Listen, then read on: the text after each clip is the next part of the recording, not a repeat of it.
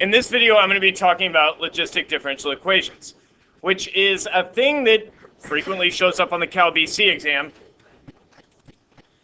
It will usually be, a multiple choice question here or there, but every once in a while it comes up in the free response. And the good news is that this is like really friendly to us. There's only a few things we need to know. The questions that they ask about this are really easy, and I find it to be a really interesting topic, extremely applicable to real life. So let's start with a type of differential equation we already know about, and that would be exponential growth. That's where the rate of change is proportional to the size of the population. Okay, we know about exponential growth, and that looks like, something like this. We know that that's where, like I said before, the derivative is proportional to the size of the population. The rate of change is proportional to the size of the population. So this is exponential growth. Okay, something that you kind of forget about, but y'all know plenty about, is linear growth, right? There are things that grow linearly. Oh man, that axis is messed up. Something like that, right? This is linear growth. And the general differential equation for this is that dy dx is a constant. Wouldn't want you to forget about that, especially with a test coming up, stuff like that. Okay. But the thing about linear and exponential growth is that oftentimes they're not realistic. Okay. Exponential growth, one of the most common examples of this, in science and stuff, is bacteria growing in a petri dish, right? But within reason, only so many bacteria can fit in a petri dish, right? There is certainly an upper limit for the number of bacteria that can fit in a petri dish. So what happens when it's growing exponentially, but then all of a sudden there's no more room for bacteria to live in this petri dish? Or, eventually, is there enough food in the petri dish for the bacteria to eat and thrive? I'm not a scientist, so I don't know, but this is the type of question that's, is exponential really realistic? And I feel like in this world, it's not, except for in certain circumstances. What is most likely when we look at something and it appears to be exponential is that it's actually probably just at the front end of a logistic curve. And the nice thing about logistic curves is, you made it all the way to Cal BC. Oftentimes, y'all have seen this before in a different class. I have heard that this comes up in biology. I have heard that this comes up in human geography. I'm not 100% sure about this, but this is what I have been told. And let me just show you the logistic curve first. Okay, so this is where there's some sort of carrying capacity. Okay, you're going to take, say a bunch of bears and drop them into a forest. And, if you only drop off a few bears, and there's a lot of food to be had, well, then they're going to, grow in number and thrive and have a good life. And if there's too many of them, well, that wouldn't be good. There wouldn't be enough food to go around. Bears would die. And there wouldn't be enough food to go around. And I'll have both of these scenarios here. Okay, so suppose you just drop off a few of them. There's lots of stuff to be had. And it's going to grow because there's a lot of food available. But then after a while, it's getting close to the limit, and it kind of levels off. Okay. That's kind of the classic logistic curve. Okay, it's S-shaped. Now there is the other thing that can happen where if the initial condition is higher than the carrying capacity, too many bears, not enough food, then there's going to be some die-off. And that's the other scenario. For that other scenario, the curve in red doesn't seem to come up too often in this course. But that is also a solution to the logistic differential equation. Okay. Now the thing about the logistic differential equation, I'm gonna give it to you in general, that the rate of change of the population with respect to time is proportional to the size of the population and the amount of room left for growth. Now, if I had, a couple more days, or if I hadn't lost that day somewhere along the way due to, the test not showing up or something, I probably would have done the simulation on the calculator with candy and stuff. We don't have time. It might be something I come back and do after the exam because it's really good. But the idea is, think about the spread of an infectious disease. Like, I don't know, recently, whatever type of flu that was going around. That, yeah, you got 053, you got hit by it hard. You missed a whole week. Okay, you think there's, at first, especially in like a contained environment like a school, okay, say there's, just a couple of people that have it. Well, they're only coming into contact with so many people, right? There's not that many people for them to spread it to, but everyone is a potential, victim of the flu, okay? After a while, they spread it to a few people. There's quite a few people that have it, and still a bunch of people that don't.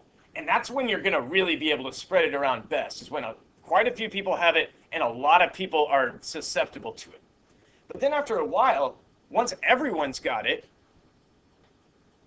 well, then it kind of becomes hard to spread because it's hard to find somebody that doesn't have it. Okay, so that's where you see the leveling off. That's where you see the slope start to decrease. The rate at which people are getting infected with the flu is tapering off. And, the limit is everyone has the flu. Okay, that's the carrying capacity in the infectious disease case, is that everyone gets infected. Okay? So that red curve, not applicable in this case. But that's another thing that you can think of is logistic. Another one that I had forgotten about that someone pointed out to me a ways back was you're at home and you decide you're going to pop yourself some popcorn. Okay?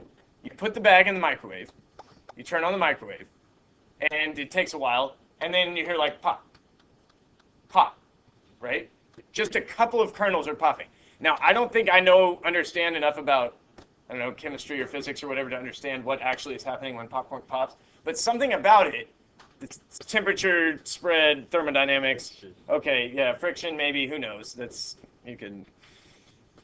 I would probably believe you if you said something else too. Friction between water molecules in that. Okay, supposedly we've got a scientist over here, but after a while, it starts to really, it's just pop, pop, pop, pop, pop, like lots of popping in the microwave. But then after a while, most of them are popped, and that slows down. And the carrying capacity is all the kernels in the bag are popped.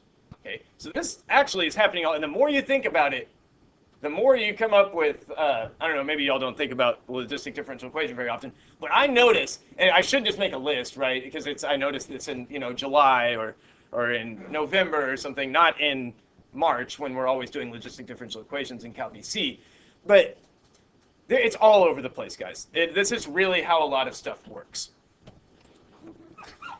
And another thing I'll say is that, it doesn't always look like this dp dt is kp L minus P. I'll tell you, it could be K, some other K, times P times 1 minus P divided by L. Okay, sometimes they'll factor out the L and kind of just fold that into the number that's connected to the P on the outside. And I suppose this is not a differential equation because it doesn't have an equals in the thing it's equal to. So that's exactly the same. And my recommendation when you see it looking like this is that you factor out the 1 over L. Because this L right here is the same as this L. It's the carrying capacity. You just take it right out of the differential equation. Okay, and that's oftentimes the thing they'll ask you to do. All right.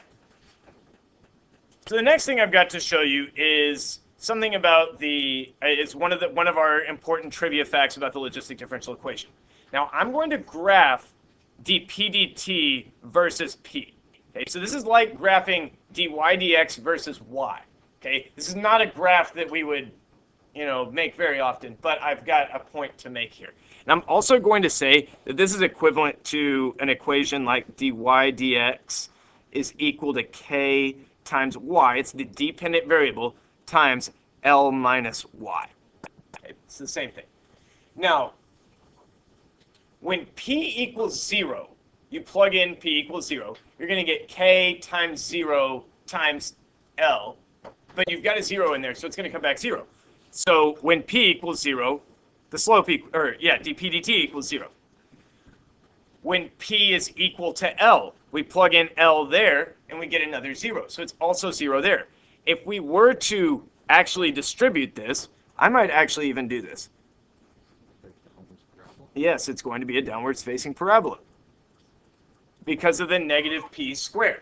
So that means to me that it's going to look like this. Okay, there we've got ourselves a downward facing parabola. And look at this. I have found a maximum growth rate right there. That's when the rate of change of the population is highest, just from looking at the graph, right? And based on the symmetry of a parabola, I can say that this is happening halfway between 0 and L, which is half of L. And so, the thing that I want you to take out of this is that the maximum growth rate happens at half the carrying capacity. That's one of the main trivia facts I need you to know. Okay? And I've actually already told you the other two. So really, you know pretty much everything you need to know. It's just going to be an issue of me laying out all the stuff for you, doing a couple of examples, and pointing you in the right direction. All right. So next, I'm going to give you 5 things that you need to know about logistic ODEs. And question yesterday was, what do you mean by ODE? And that's ordinary differential equation as opposed to a partial differential equation. We only look at ordinary differential equations in this course, but that's kind of a different discussion. It's differential equation. Okay.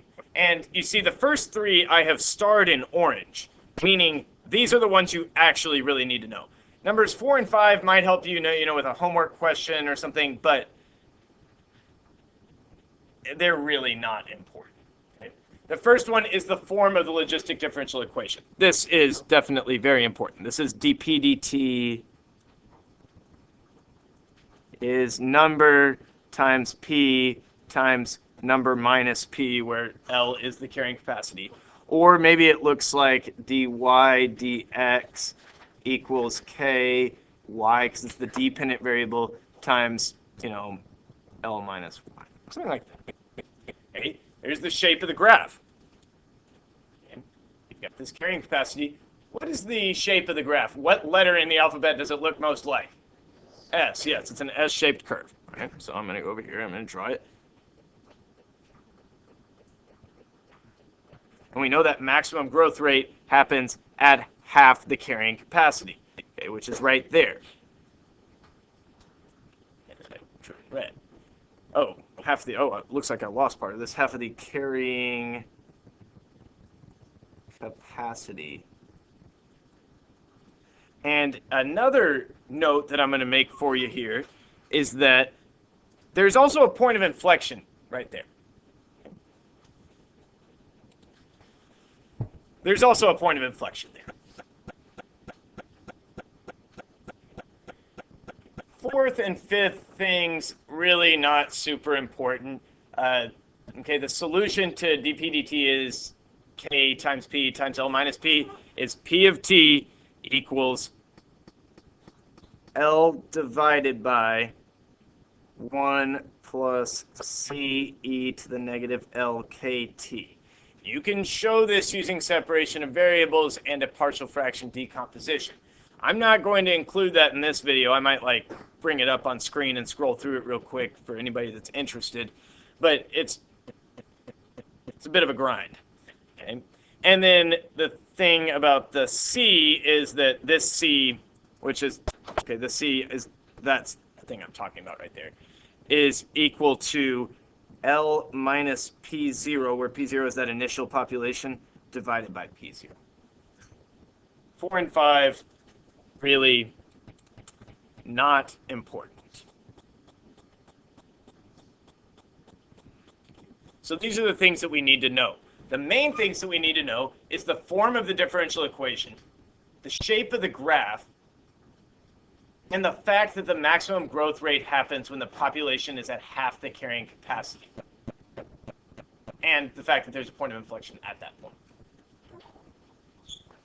All right. Yeah. So here is the, how you would generate that formula. It's, L over 1 plus C e to the negative LKT. We're going to use separation of variables.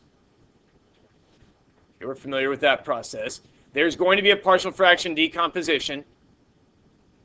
And, if you're really interested in this, you should probably be pausing the video to, go over the steps. But, and then, okay, I factor out the 1 over L. Okay, and because of the chain rule, you got to have that negative, because, with respect to P. Then you multiply both sides by L, and that's where the LKT comes from. Use a log property. I'm going to take e to both sides power. And then it looks like I flipped both sides of the equation. Right, that's valid, provided that it's not 0 equals 0. And then I did some algebra here. I distributed in the 1 over p. I did the heart-shaped thing.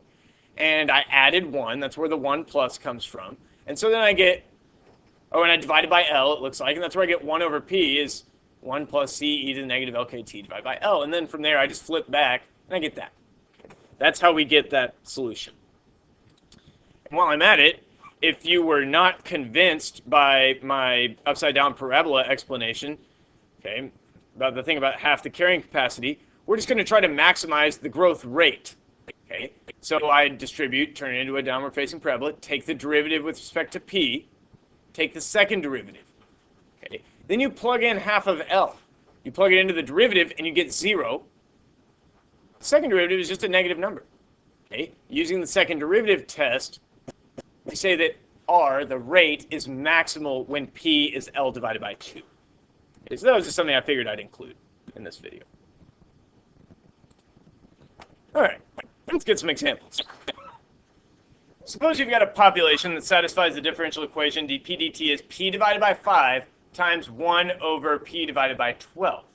Okay, this doesn't look exactly like we're expecting. We're looking for number times P, which we do have. We have 1/5 of P times L minus P. But I have P divided by 12. Okay, so this is that other form. Okay, so if P of 0 is 3, what is the limit as t approaches infinity of P of t? Not of t. Okay, well, this thing here that I've highlighted in blue, what is this code for? What are you all thinking when you say the limit as t approaches infinity of P of t? What's the highest amount you can have? Yeah, it's the highest amount you can have. It's the carrying capacity. Okay, so this is the carrying capacity.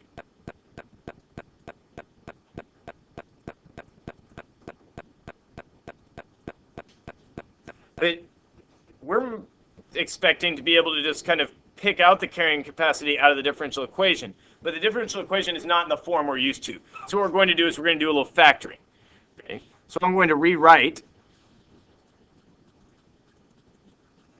by saying, okay, dp dt is P divided by 5, so 1/5 of P. But I'm also going to factor out the 1/12 from 1 minus P over 12. Okay? And when you factor out, say, a 2 out of something, you're dividing each thing by 2. So if I'm factoring out a 1/12, I'm dividing by 1/12, which is the same as multiplying by 12. Okay. So I'll have 1/5 times 1/12. So we got that P on the outside, and I factored a 1/12 out of 1, and that'll leave me with 12. Or you could think about putting the 1/12 back in. You need to have a 12 there, so it would go back to 1 minus P. Now it's looking like my carrying capacity is 12. So I'd say that that limit is equal to 12.